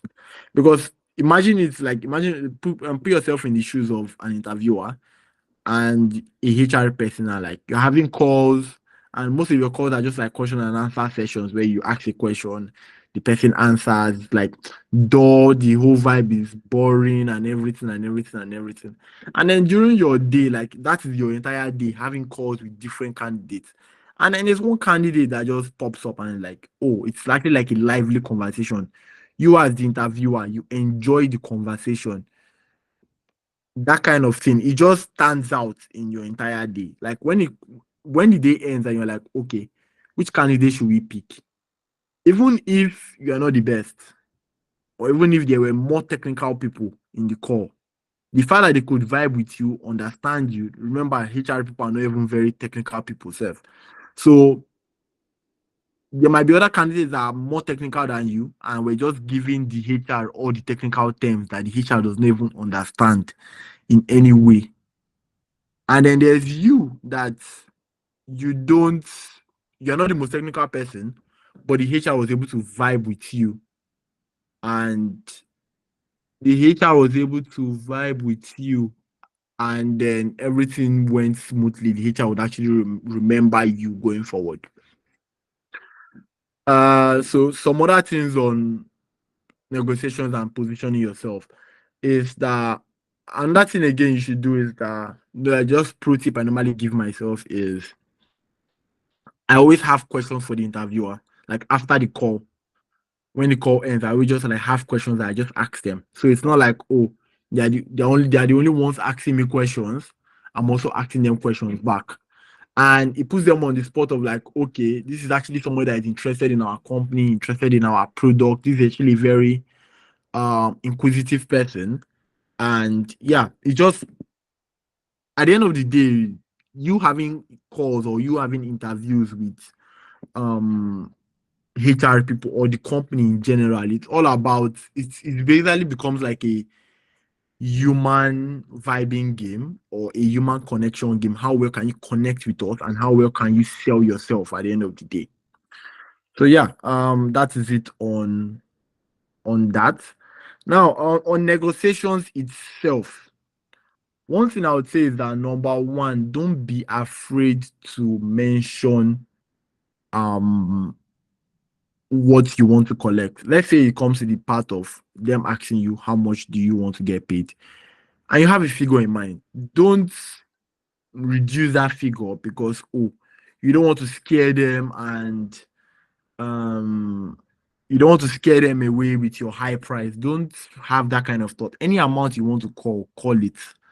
If it's higher, if it's way higher than their budget, they will tell you that we really like your profile, but this is what we can offer you. Is it fine? Like if you go above their budget, they will tell you what their budget is. If you go below it or you reduce it because oh you don't want to scare them away, are only limiting yourself. And don't even like at any point in time, don't even just be very confident in yourself and just say what you are comfortable collecting or what you're comfortable charging. Don't bother yourself about, oh, I don't want to miss this opportunity because of I'm calling high price. So let's say you call the low price now and you do land the job, but at the end of the day, you're not even okay with the salary or you are not comfortable with it. That's even another thing at the end of the day. Like, so, like, what was even the point of everything? What's the point of being at a job where you don't even like, you are doing all this work, but you don't even feel like you're getting paid enough for it? All of that. So, don't be afraid to like call whatever comes to your mind. Because at the end of the day, if a company really wants you, they would not mind spending that extra money to get you. Like the call I had with the CTO where I mentioned that, oh, I vibed very well with him, and on the call he said he was going to extend an offer. I told him how much I wanted to charge. Then when the HR, when I had the call, when I had like the offer call with the HR and everything to like clarify my starting date and all of that, the HR was not telling me that, oh, their budget is lower than what I called. Do I mind reducing it? And I told him that no, I don't want to reduce it. That what I mentioned was what I want to collect, and I don't want to collect anything lesser than that. And I was able to do this confidently because, oh, I saw how the call with the CTO went. So, like, imagine how it would be on the HR side if they could not close an offer with a candidate that the CTO really liked because they did not want to pay a little extra money for that candidate. So it was just going to look very bad. And the HR at the end of the day, I just ended the call. The whole call ended with, I want what I asked for, and I don't want anything less than that. And I'm like, okay, no problem. They were like, oh, you said that, according to him, he said he would talk to the team if they can increase the budget, blah, blah, blah, all those story. And he said they were going to talk with the team. My own at the end of the day was that when they sent the offer letter to me, I saw the price I asked for. So I don't know if the team agreed, or I don't even know if they actually had a team call to deliberate it. But if a company really wants you at the end of the day, they would um if a company really wants you at the end of the day, they would go all out to actually get you. Yeah, so that's more or less it. Yeah, some other things that can help is that if you have what did you call it? Shit, I wanted to say something. Yeah, another thing I would say should really help, that will really help you, is that you are going for remote roles. So you should have a workspace that should be able to allow you do these remote roles very well. So this is having good network, having a good laptop, having a good camera setup that would aid your call. Because when you're going to be having these interviews with all these people, you are going to be putting on your camera and show like your settings. So if your camera is very, very, very blurry, it doesn't really count a lot, but don't do anything that will just make them have like second thoughts. If your network is breaking multiple times in a call, that can ruin a lot of things. I remember in 2020, I was applying for this internship stuff, MLE internship or so. And on the final call, Ethel, the day of the final call, Ethel just decided to be mad during the call. I disconnected like 5 times during that call. And when the call just ended, the guy was like, I'm just going to be very honest with you. Well, the guy even first apologized that I'm very sure like this was a one-off thing and this is not probably how your internet is. But we need people who, because it was a remote internship, and then they needed all their like interns to be like online, be having like interacting online, having calls from time to time. So like if your network is going to be cutting all the time, it's just going to like not going to be good for everything. And then that was why I lost that interview. Like he actually just told me that this is why you are losing it, because your internet was shitty on the interview day. So like have all these like structures in place, invest in good internet, invest in a good webcam setup, all those kind of stuff. So that you don't just like so they don't just like think that, oh, if we hire this person, it's going to be like a struggle reaching them. They're always saying that they don't have lights, they're always saying their network is having issues. That kind of thing. Just avoid those kind of things really. So yeah, I guess that's the end of my session. Does anybody have any questions? Awesome one there, Solomon. Thank you very much. That was very fluent. That was very impactful. Thank you very much for sharing. We'll be taking questions. I have one, or I asked one in the chat. I said how much. The one that you called that he said That you said Kokomi. How much now? Something like that. Okay. I don't understand that your Yoruba. Can you say it in English? The job interview that you Eh, did, that you told the interviewer that the money you shall complete. I don't want to know what you're talking about. hmm, How much was the money that was complete? Okay. Okay. So, the figure. Anywho, I was asking for like above $300 per day. Someone is Yes. already putting calculator.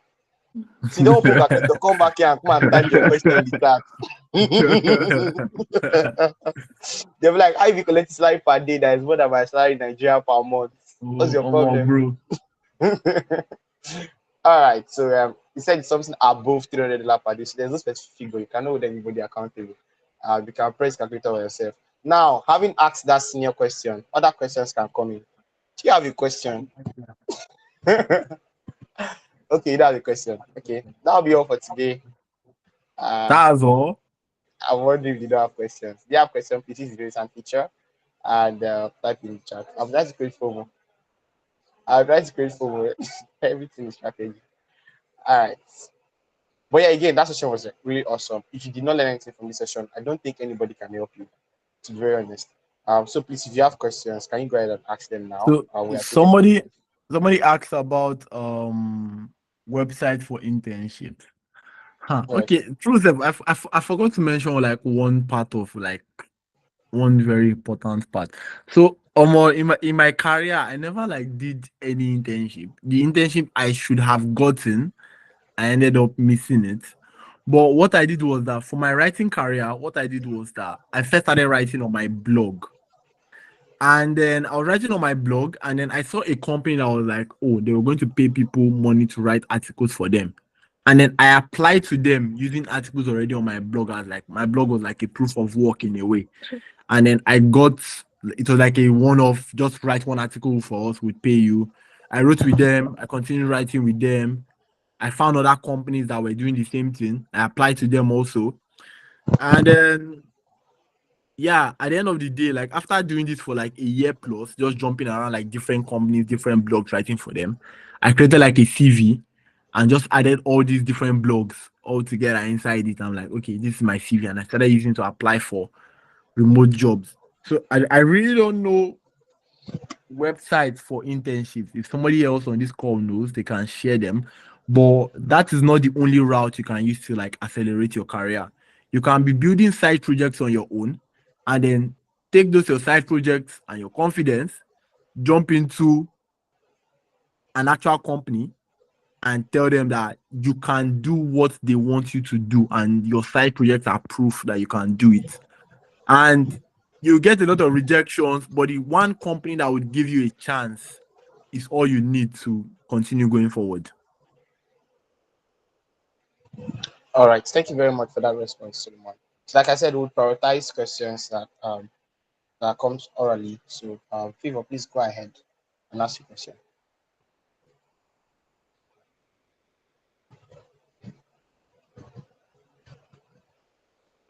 Can you guys hear me? Good evening, everyone. We don't have much time, so please.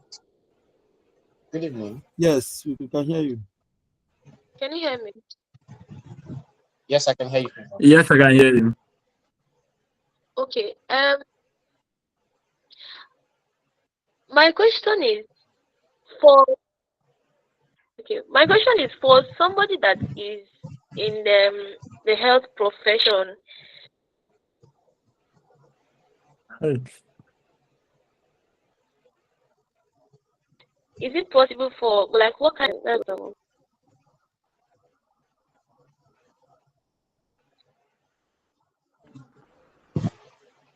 So the only thing coming to my mind right now is that as a health hello? professional, can you hear me? Yes, I can.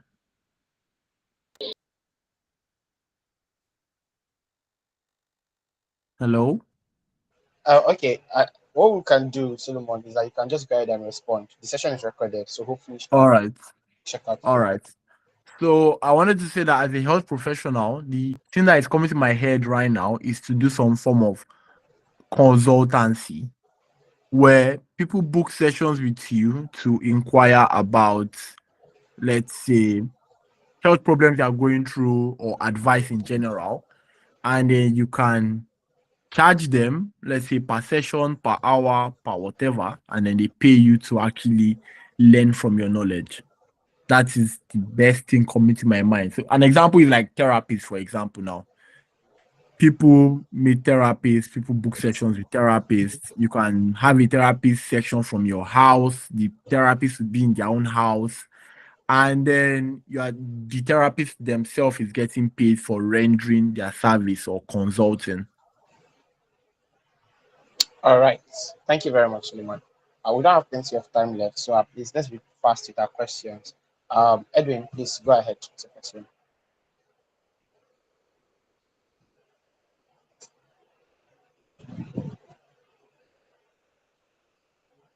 Okay, I think Edwin is struggling with the microphone. So, Faith, you can ask the question. Okay, thank you very much. My question is concerning these remote jobs. You had rightly mentioned that it's competitive, in that you need to be advanced in your skill. For somebody who is like a teacher, who like you maybe computer science, mathematics, how can you land a remote job in the teaching industry or the field of teaching? All right. So one thing I would mention about jobs in general is that companies are paying you not because you have the skill, but because you can use your skill to create value for them. So that is one thing that you need to note. You are not getting paid for having the skill, you are getting paid for offering value, for creating value for the company or for whatever or whoever is the user of your service, basically. So now, as a teacher, remote jobs, there are platforms where you can okay, there are teaching platforms online. Let's say Udemy, Coursera, and the rest. There are like a lot of learning platforms on the internet. So a way for you to get like a remote engagement with them is to like, oh, show them you can offer value to them. You are teaching computer science, you are teaching mathematics. Oh, if they don't have such courses, or even if they do have such courses, you can improve them. You can basically let them know that okay, I can offer this value to you people, and then in exchange, let me get paid for offering this value.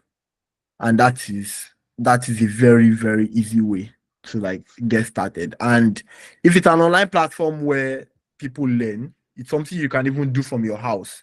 You don't have to go to the office of the you don't have to go to the office of the company or the online service, something that you can record session from your house or something. Okay, for example, now this session that is here, I can as well decide to like record something like this, wrap it behind a paid course or something. Or let's say Arinze was charging for this particular bootcamp and it collects money from every attendee, everybody that registers, and part of it he pays the speakers. That is also a way of like me even like making money just from having this knowledge and then like sharing it with other people. So what you have to just do is just like find opportunities that you can partner with, let's say platforms or companies, and like offer value to them that you can then get paid for it. All right. Thank you very much, Okay, Philemon, thank you. for the response. Uh, um, I'm thinking we didn't take maybe just one or two more questions, but I'll just take permission first. Philemon, is that fine, or would we could Yeah, just go on, go on, go on, go on. You can okay? like take all the questions that are open. Okay. All right. Thank you very much. All right. Angel, please go ahead and ask your question.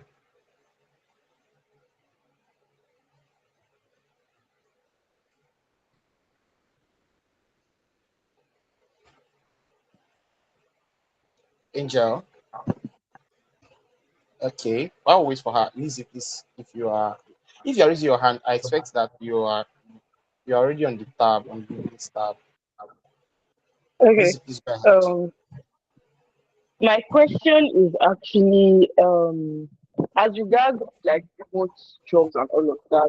When you are applying for a job, let's say you are besides your digital portfolio, obviously you would attach your CV or your resume to it, and you would add the amount of companies that, or businesses or brands, whatever that you work with.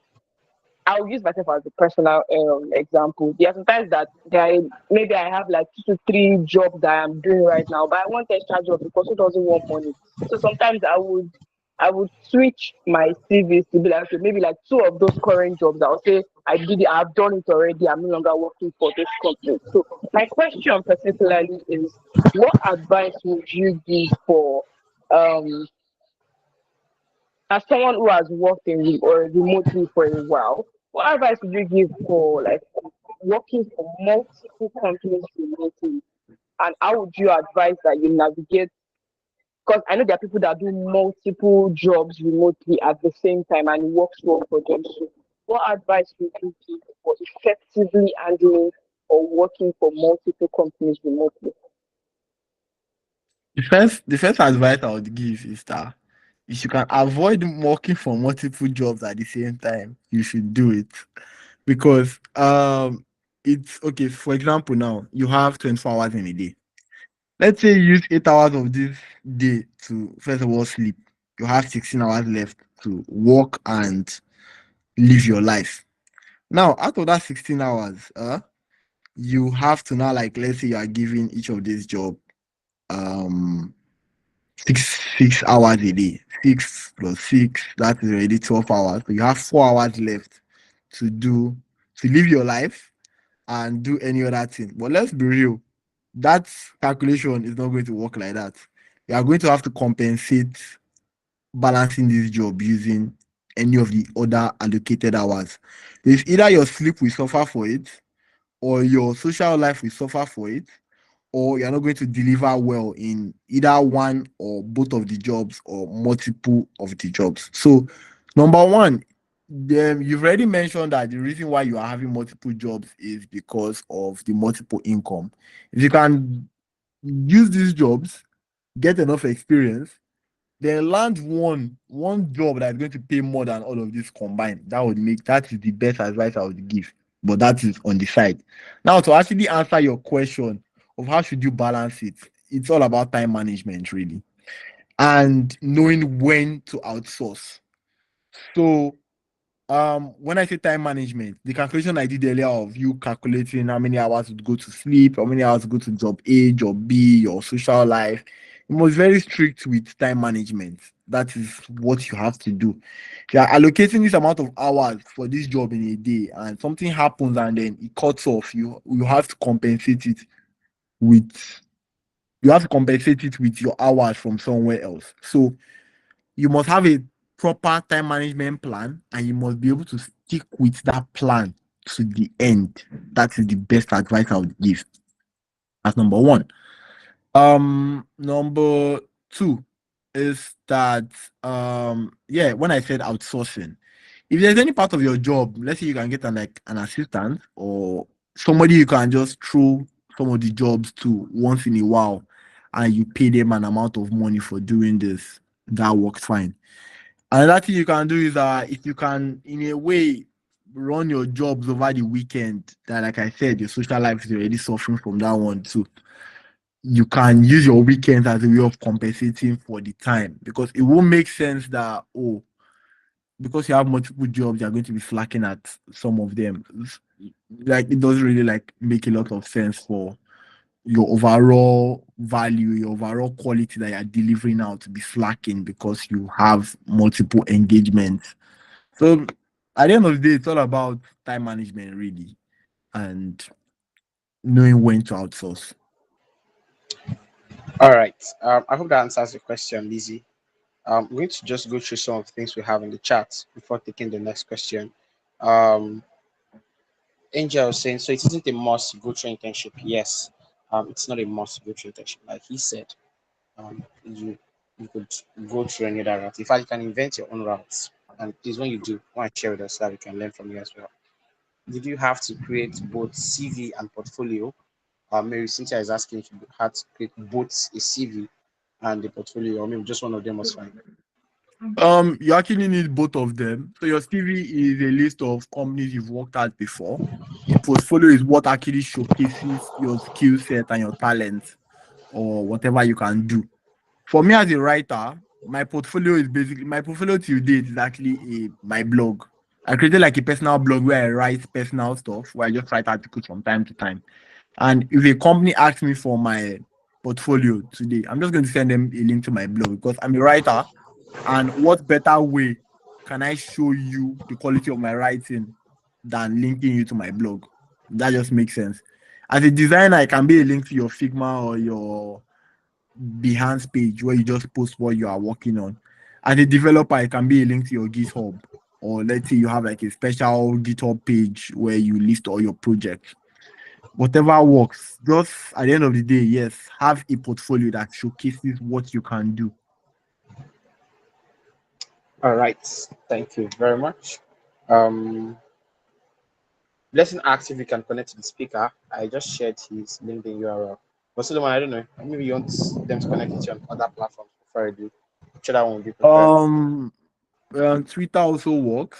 Okay. Let me just send the link x.com/post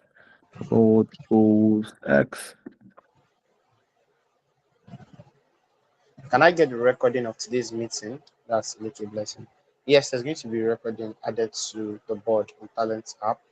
So I think we'll upload to YouTube and then embed to Talent app. So watch out for it. If you're not in the WhatsApp group, you can just join. I think Martha would also share the link to the WhatsApp group so that you can join the group chats and get very fast access to information as regards the remaining parts of this particular bootcamp. Mm, I don't see any other question. So please, somebody was using his hand. I don't know. No more hand up. Any other person have a question? Good evening. Thank you so much for the time taken to explain this thing to us. Let me blush on his behalf. Thank you very much. So, does anybody else have a question? I was So expecting to take one more. there's a question about what's the first step to landing this remote job. The first step Okay. is to actually have the skills to land the remote jobs and then having like a CV or a portfolio to show that you can perform these remote jobs. Yeah, exactly. That's why the first session we had today was how upskilling yourself to meet international job standards. I don't really think there's some international job standard. You just have to have the skill. But just that this topic will make sense to you. That's how we made it. Upskilling yourself to meet international job standards. Of course, international jobs are like Solomon said. The reason why people hire internationally remote most times is because they want to get the best. If I stay in let's say I stay in Egbeda in Lagos now, and I'm trying to hire only people in Egbeda, I'll be limited to only the people in Egbeda that have taken their time to skill up. But if I, as a company, I want to be very competitive globally, so a company is equal to the talent that makes up that company, right? So I just open my job openings to people all over the world. At that point, people from India, Philippines, US, Canada, they are all applying. Pakistan, everybody's applying. At that point, if you're also applying with your own set, obviously, be somewhere down the funnel, right? So first step is to upskill yourself.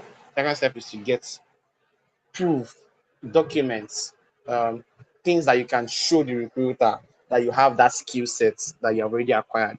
And that's where your LinkedIn profile comes in, your resume, your portfolio website, and things like that. So I hope that answers your question. Tomorrow's session also we'll have a session that addresses how to structure your CV, LinkedIn profile stuff, and then a session that talks about preparing your mindset to win remote opportunities. So Solomon, please go ahead and ask your question. Can we have a comprehensive list of these skills? Sorry, a comprehensive Okay. list. I don't understand. I don't know. I don't know. I'll find a way to answer that question, Sandra. But Solomon, go ahead. Okay. Good evening, everyone. Um, how about in a situation whereby you signed a non-disclosure agreement form with a company you're working for, and you've been asked to like not okay, you spoke about CV and portfolio. Yeah, your CV is okay, but I can't. I'm limited to showing or showcasing my skill because of the agreement form. I don't know how can I balance such.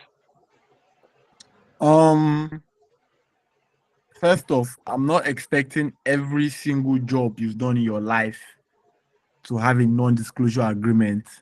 So what you can just do is that showcase the ones that did not have a non-disclosure agreement. Everybody in the industry understands that yes, some people there are some projects you work on that there's an NDA with it and you don't disclose it. That one is a normal thing. Or there are sometimes when you ghostwrite an article where you write an article but then it's published under somebody else's name. So you can't even claim it and add to your CV.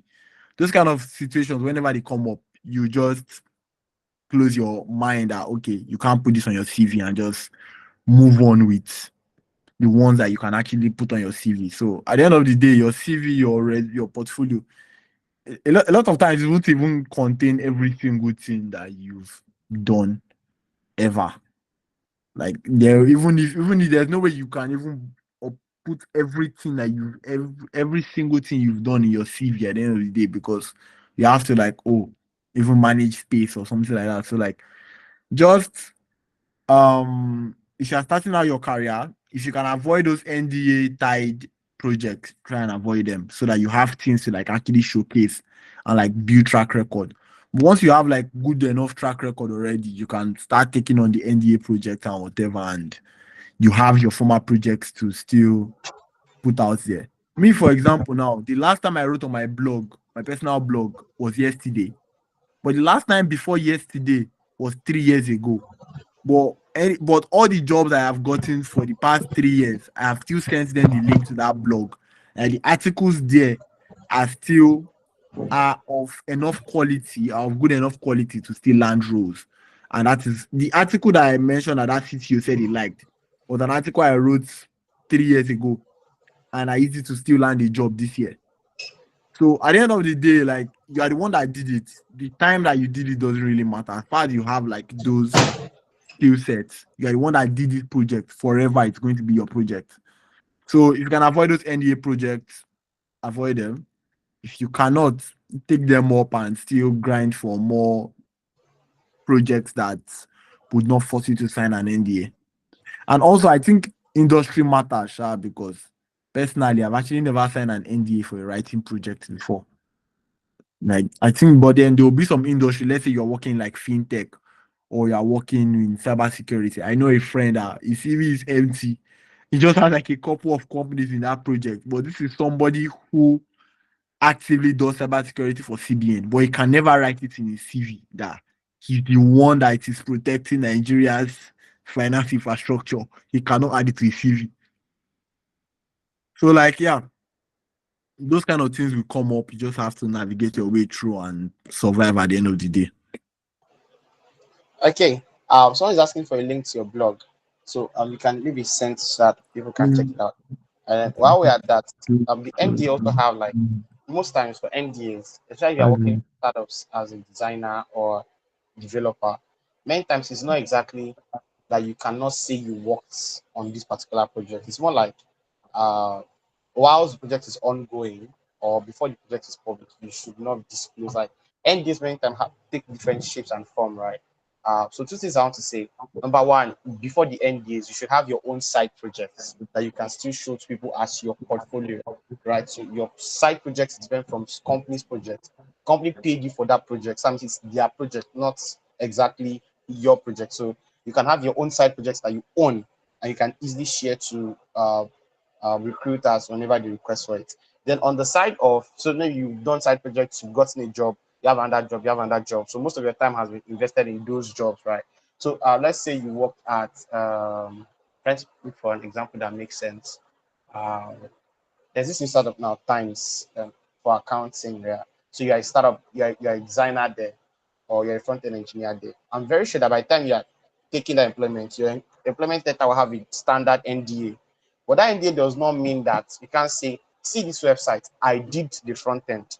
See this website, I did the back end. But not that you now pull the repo for times and go and put in your own personal GitHub repo and say that this is my side project. I mean, something is wrong with you. You know, that kind of stuff. So yeah, those projects can be live in the company's website URL, and you can still link recruiters and say, oh, I worked on this side of this project. It's already public, so I'm not disclosing something that is not public already. And of course, it's on my CV. Yeah, so I worked on this side of it and that side of it. But again, there are other kinds of ND, like the one he gave an example of doing stuff for CBN or FBI. You cannot even say you work. You never even know that it happened. You were not there. You never there. Maybe if you have a way, you can avoid this kind of contracts in the first place, so you can have things to show for the work you have done. So just my thoughts on that. I don't know if I said that well, Solomon. Oh, it's okay. It's all right. I understand. Thank you very much. I was actually asking the speaker chat. But yeah, thank you. Uh, Yeah, it was actually like very, very all right. All right, so I think with that, we've come to the end of today's session. Please connect with Solomon or can we get a complete list of these skills? I don't think I can answer that question on this call. Join the WhatsApp group chat. We'll share the recording to the session. It's not every time you get value like this. So maybe you want to watch out for the recording so you can watch it again and use that to plan your strategy. The goal for this particular class again is for you to learn the remote role. So if you learn something new, you probably have not reached the goal of this particular class. We want to get the remote role. And the way we are going to work towards that is that we'll have you revamp your LinkedIn profile, send us a link to you to review and give you a grade for it. Revamp your resume, make a list of like 100 jobs you think you are qualified for, apply to those 100 jobs. If at the end of those applications you don't get the job, we think that you still made a shot. You get 0% of the shots you don't take at all, right? So why not take those shots? So those are the things we are doing in this bootcamp besides the live sessions that you have just experienced today. So please join the WhatsApp group so you can get information. Go to the board, Talent app, and then of course, Talent app is a startup.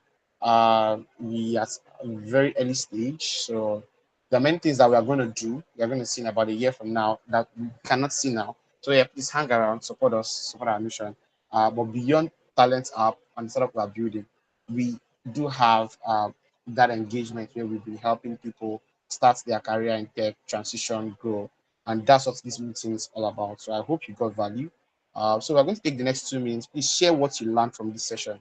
Just share one-liner summary, two-liner summaries. Please, Solomon would like to see if anybody actually learned anything. What's that thing that hits code? For me, name it right now, it's $300 per day. That's the thing I heard today. So please, can you write a one-liner summary, two-liner summary? What did you learn today? What's that thing that was like really, really special that you learned today? Okay, someone said be bold to demand what you want. Would you like to help a few persons land a job? Maybe 1 or 2 people. Me. Okay, Solomon, do you want to help anybody land a job? Maybe 1 or 2 people. They should pay for consulting. Someone is asking you that question. More, I've given all the tips that I can give. I Okay, don't so know. he has given all the tips you can give. So let me tell you the answer. Let me say he's not sounding very confident. So it means that if he probably did some cold mail strategy, I'll not detail that. Maybe it could work. Maybe it will not work. I don't know. Somebody says I will pay you. Can you pay $300 per day? That's my own question. Okay. Try code me strategy. I've shared LinkedIn and Twitter links. So try code me strategy. Please, I'm looking forward to the summary now. Please share what you learned. If I cannot get 1 or 2 more, there will be no session tomorrow. Please, we need to know that you learned something today. Please. That feedback is important. Anybody, or you want to say it since this is the last session, anybody can just resign and just share on mute, please. Anybody, one person. Anybody? First to get the mic. Agility says first get the skill. That's correct. Oh wow, there's an epistle here. Tailor your CV to match the job role. Look for the requirements and learn the skill under it. Pick keywords in the requirements and embed it on one of the projects that you once did that's similar. Use keywords used by HR. Go to Google and check for the jobs on their website and apply from there. Search for the head recruiter. Send them an email. Learn what companies are looking for in your field and be open to telling them you are willing to learn. This is awesome. Somebody might just enter his name and say, Alpha, I want to help you get the job as per you were listening well. Okay, Ephraim, you can go ahead, please. Okay, I learned that recruiters will not pay you for your certificate, your knowledge, but the value you're bringing to them. Awesome. Awesome. Thank you so much. That confirms that we got a lot of value from this session. Phoenix said, think outside the box, go the extra mile to get jobs. Said, be the best and don't be afraid to ask your words. Arinze, how do I revamp my CV? I don't know. Come to tomorrow's class. During your interview, be yourself and vibe with the interviewer. Cynthia. Yes, I'll get a lot of stuff from this session. I was able to read the ones from Mr. Maxwell's session, but yeah, today's session was very valuable. Thank you everyone for attending this meeting. I'm very happy that we came to this Google Meet and we've not met ourselves. We met you guys here. So thank you all for taking our time to do this session. Uh, Tomorrow's session is starting by 7 by the same time. So please come around again. We'd like to see you and help other people. We rise by $300. Okay, it's not by $300, by lifting others. So please share the link with one or two other people. If you cannot give them $300, share link. Lift them up. Right. All right. So thank you so much and see you tomorrow, 7 p.m.